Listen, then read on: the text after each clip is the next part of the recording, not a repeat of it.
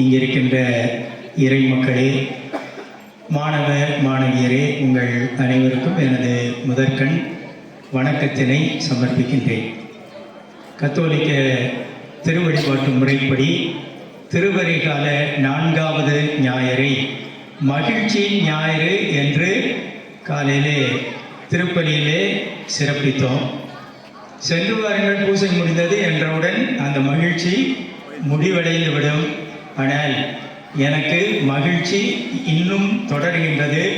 ஏனென்றால் திருச்சிலுவை அருட்தந்தையர்கள் பழனி பகுதியை தேர்ந்தெடுத்து நிழல் என்ற சமூக சேவை மையத்தினை இங்கு தொடர்ந்து செயல்படுத்தி வந்து இந்நாளில் இந்நிகழ்ச்சியை சிறப்பாக தந்து கொண்டிருக்கின்றார்கள்.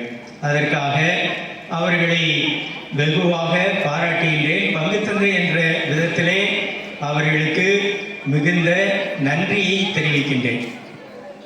முதற் காரணமாக பேரருட்தந்தை கஸ்பார் அவர்களுக்கும் இங்கிருக்கின்ற பேரருட்தந்தை டெலஸ்போர் அவர்களுக்கும் இன்னும் திருச்சிலுவை அருட்தந்தையர்களுடைய ஆலோசனை குழுவினருக்கும் நான் மிகுந்த நன்றி கடன் பட்டிருக்கின்றேன்.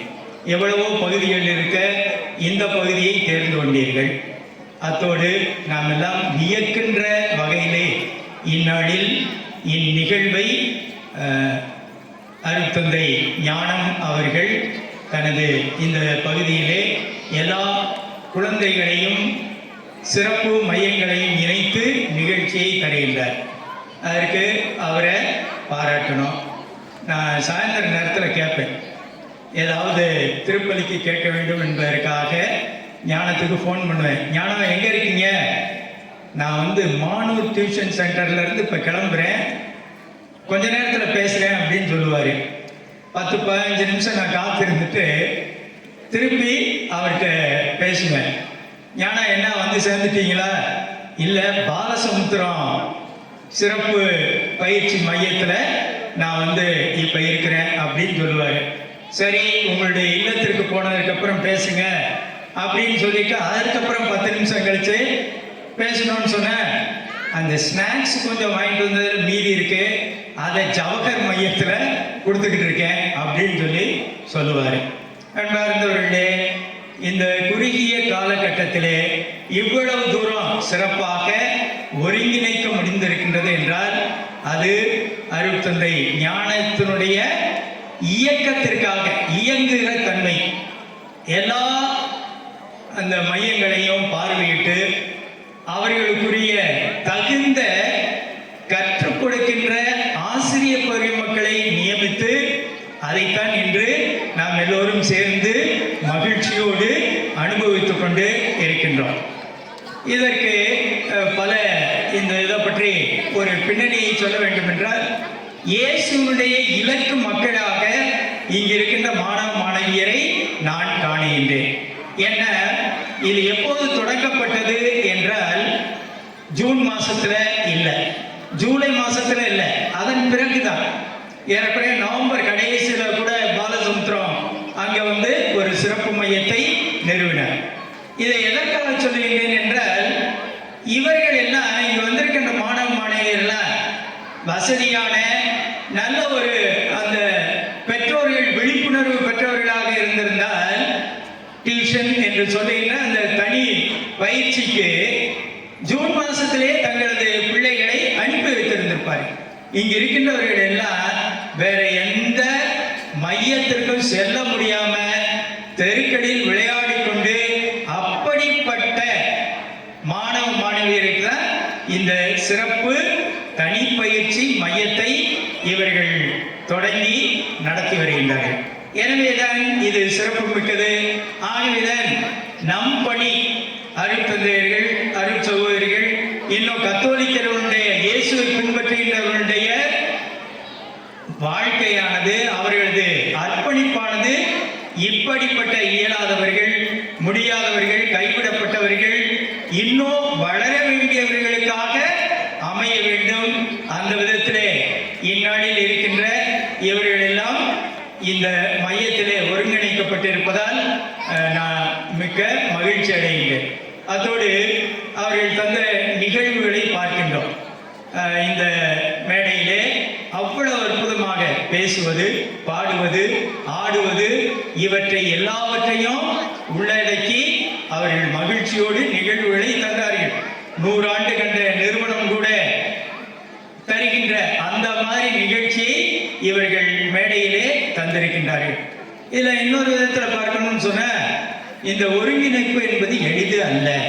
இங்கே இருக்கிறவங்கெல்லாம் பார்த்தீங்கன்னா இந்த மாணவ மாணவியர் சிபிஎஸ்இ ஸ்கூலில் இருந்து படிக்கின்றவர்கள், மெட்ரிகுலேஷனில் படிக்கின்றவர்கள், ஆங்கில கல்வி பயிலுகின்றவர்கள், அதைவிட அதிகமான மாணவ மாணவியர் ஊராட்சி ஒன்றிய தொடக்கப்பள்ளி, நடுநிலைப்பள்ளி, உயர்நிலைப்பள்ளி, மேல்நிலை பள்ளியிலே படிக்கின்ற மாணவ மாணவியர். எனவே இப்படி ஒரு நிறுவனம்னு வச்சுக்கோங்க, ஒரு பள்ளிக்கூடம், அவர்கள் நிகழ்ச்சியை எளிதாக பள்ளிக்கூடத்து நேரத்திலேயே தர முடியும். ஆனால் இவர்கள் பள்ளிக்கு சென்று விட்டு அதன் பிறகு ஏறக்குறைய இவர்கள் இருக்கின்ற பகுதிகளெல்லாம் பார்த்தீங்கன்னா வீட்டுக்கு வர்றதுக்கே 5:30 மணி 6 மணி ஆகும். அவர்களை வைத்து பயிற்றுவித்திருக்கின்றார்கள். அதனால தான் இன்னும் இவர்கள் போற்றுதற்குரியவர்கள் என்று நான் கருதுகின்றேன். நான் ஞானத்துக்கு அடிக்கடி பேசும்போது ஏதோ சரி இந்த வருஷம் டியூஷன் சென்டர் தனி பயிற்சி மையம் என்று இருக்கும், மாணவ மாணவியர் படிக்கின்றவர்களை தான் இதில் உள்ளடக்கி இருப்பார்கள் என்று எண்ணினேன். அதன் பிறகு ஒரு முறை கேட்டார்.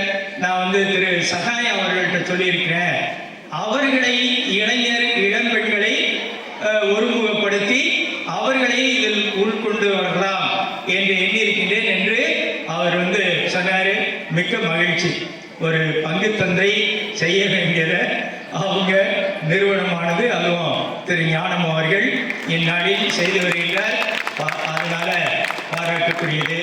அதன் பிறகு இங்கே இருக்கின்றவர்கள் நாம் தெரிந்து கொள்ள வேண்டும் என்றால், பலரும் இதற்கு இன்னும் ஸ்பான்சராக வேண்டியவர்கள், இதற்கு உறுதுணை ஆக இருக்க வேண்டியவர்கள் தான் இங்கு இந்த நிகழ்விலே பங்கேற்கின்றோம், முன்புறமாக அமர்ந்திருக்கின்றோம்.